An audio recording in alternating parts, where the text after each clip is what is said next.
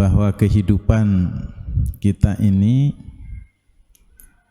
sangat singkat dan kita diajarkan oleh Allah melalui Rasul-Nya untuk mempersiapkan dari bekalan-bekalan kita.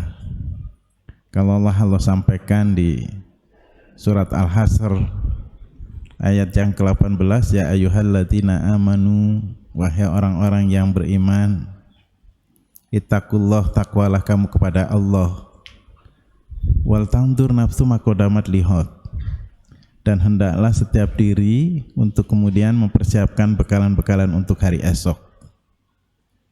Wattaqullah, bertakwalah kepada Allah, innallaha khabirum bima ta'malun, sesungguhnya Allah mengetahui apa-apa yang dikerjakan.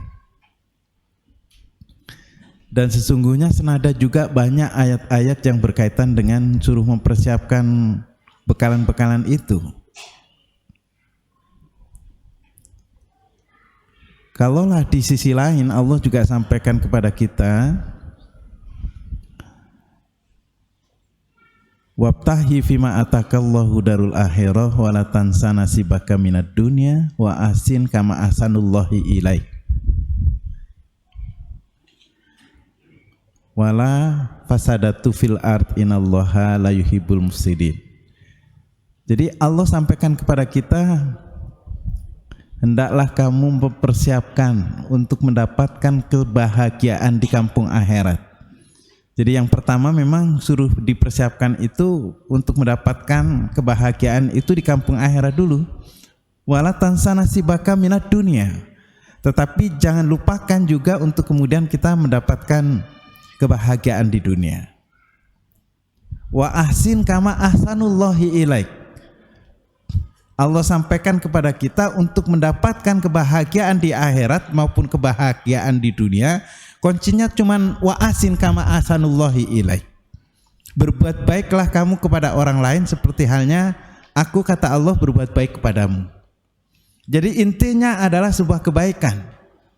Jadi semakin produksi kebaikan kita berikan kepada orang lain, maka kemudian itulah sesungguhnya bekalan-bekalan kita untuk mendapatkan itu semuanya.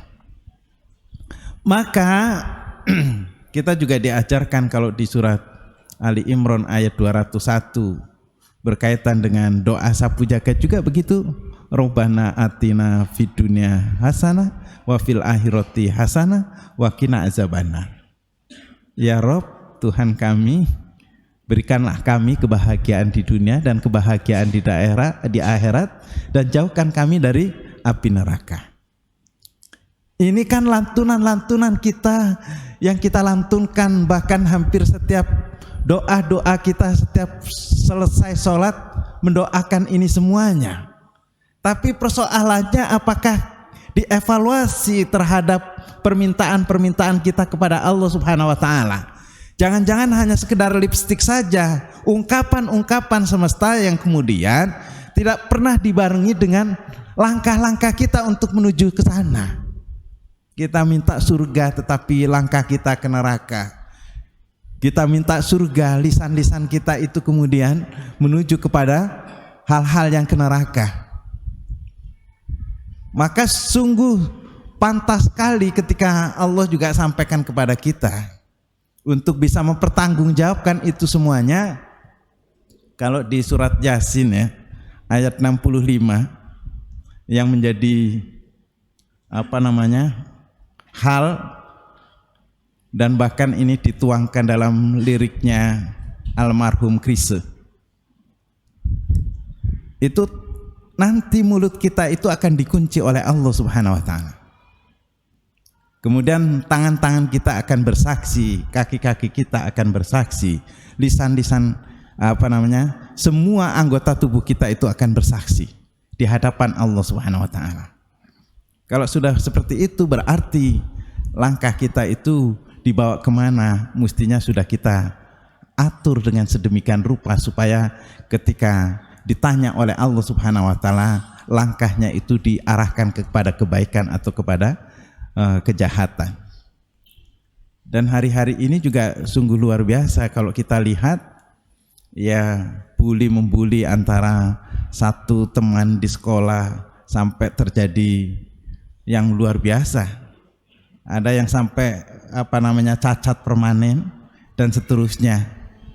Ada sebuah kesalahan yang luar biasa yang diberikan kepada anak-anak kita untuk kemudian kita didik dengan luar biasa.